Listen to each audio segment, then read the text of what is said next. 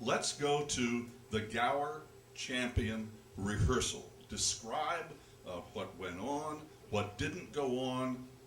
Describe a rehearsal of Gower's. Well, for me, I was brought in early with Karen Baker and Randy Skinner, who were the two dance assistants, and Wanda Richard. The four of us were brought in 2 weeks before the company came in, and we were taught the 42nd Street Ballet, which was already structured for us. And Gower did not tap dance, which few people realize, and so he relied on his assistants and us to do the tapping. And I just remember that in the 42nd Street Ballet, which I thought was so brilliant, he decided that we would do a conversation with taps rather than just doing standard steps. So we would talk to each other and make sounds with our feet, saying, "Would you like to go with me?" "Yes, I would." And we actually had dialogue to match, and I thought that was so creative. But he also used us in our bodies, and if he had a style for the dancers here, he had lots of épaulement, which means it was all in the upper body. We had great sort of balletic in our bodies, which is the way that he danced. And if you ever watched he and Marge, they're brilliant at doing that. So because we were ballet trained, we gave him that. But yet we had the jazz feel, and he kept using our bodies as he structured the dance. And it was so creative and so wonderful, and he made us feel that we were part of that creative process, where he didn't, as so many choreographers do, if they're hunchback, suddenly you have to do that too. He didn't do that. He actually gave us the presentation, but then he used our bodies doing the style, which was wonderful. And after we had done this for 2 weeks, I thought it was some of the most creative tap dancing I had ever done. And just before the company came in, he got us together, the four of us, and he said, "It's very important that you know how much I've enjoyed what you have given me during these 2 weeks, because I'm not going to have time now, because David Merrick's going to be coming around and it's not going to be the same." But he said, "It's important that you know how much I love what you've given me," and actually moved us to tears. But at that time, we didn't know that he was ill or was going to be that ill. So looking back, we see that he was leaving us a legacy and was telling us that, which later we didn't know. Bob, rehearsals. Yeah, well, I had a real privilege. People say, "What's your favorite show?" Well, I guess I'm best known for Annie, but my favorite show was because of Gower. It was in rehearsals for Mack and Mabel, because four of us came in about 3 weeks before the show, and Gower said, "This is all about Mack Sennett and Mabel Norman, early films. We've got Keystone Cops, but nobody's going to move like this, right? So how are we going to do this show? That's what I want to figure out." So the 3 weeks were really spent realizing that this was really in the projector scope. It wasn't in the people. That was the projector. That the real people did real things. So once we were able to figure that out or convince him of it, then he would bring in a rope with a clothesline. You know, we try to figure out, what can you do with a clothesline? Get it wrapped around your head, fall on the floor, get dragged, whatever. Bring in a ladder, and the ladder would swing around, you miss you, and you get hooked up on that. A stretcher that would break. And then he would, from these bits and pieces, you know, he would put together a number or a concept. And also, he was never satisfied. He kept changing his mind about things. I call it creative anarchy. And I think anybody who's creative really does that. You say, "Well, wait a minute, is this better or is that better? Wait a minute, I got 20 ideas. God, I won't have time enough to do all of those ideas. How do I develop the taste to do maybe the best two?" And it was kind of like that, like Mack and Mabel. The title song was "Somehow the Ceiling Seems a Little Higher." Mabel walks in the room, whatever, you know. And Stanley was a watchman, night watchman, and Mabel walks in the room. She hasn't been there for 5 years. And she sits there at 6 o'clock in the morning. He gives her coffee and a donut. And I just want to see this play Stanley. Well, he got the feeling that maybe we shouldn't have Stanley because people will say, "We don't know him. Where's he coming from?" It'll distract them. So then they auditioned secretly, like four of the guys in the company, to sing the song. And I was chosen to do it. And I went, you know. So he told everybody, "Okay, everybody out. Take an extra long lunch." So there was a dance captain, the pianist Gower, and myself, and Bernadette Peters, Mabel. And we went in there, and there's a big crane for a film, and he said, "Okay, We said, okay. He said, all right.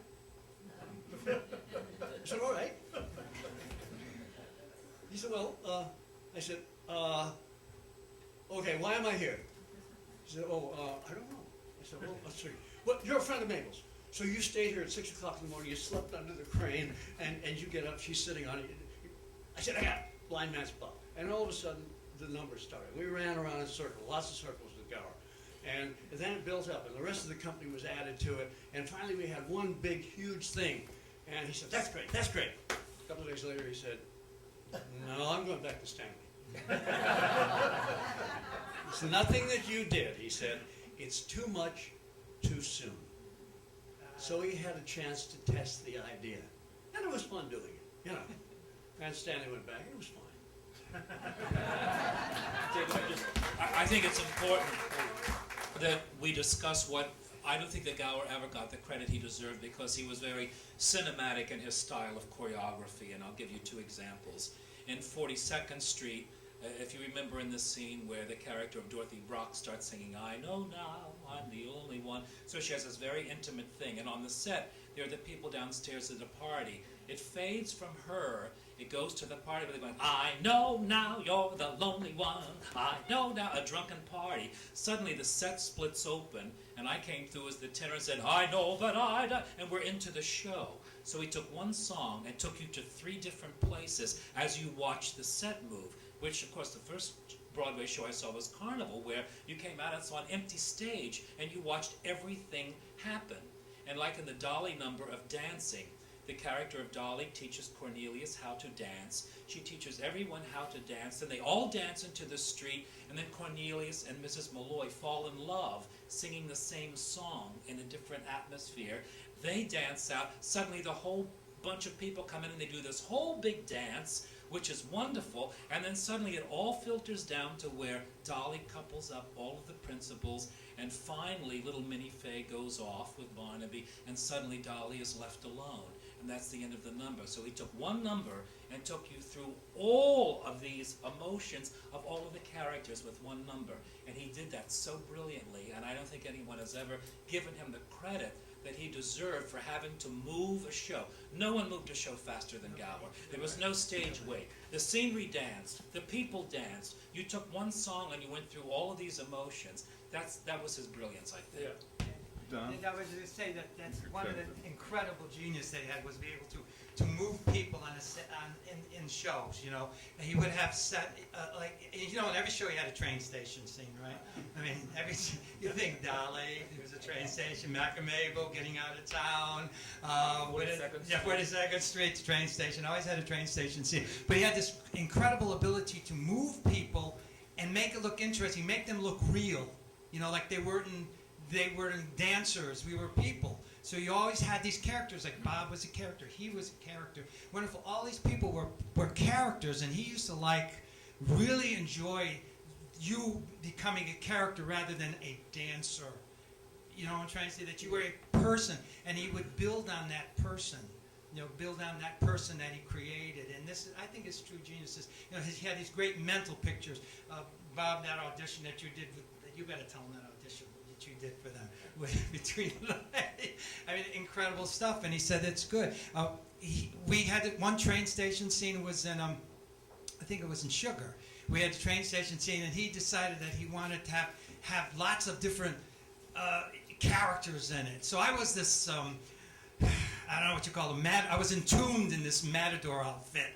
You know, I really looked like Carmen Miranda in drag, and I had this big hat with, and when Sir Wishart was in the show, you know, I remember Sir Wishart, and anyway, and so Gary had this great idea to have this character walk on stage with a dog. So I would, during the train station scene, I walked across the stage with the dog. Of course, the damn dog would just poop constantly.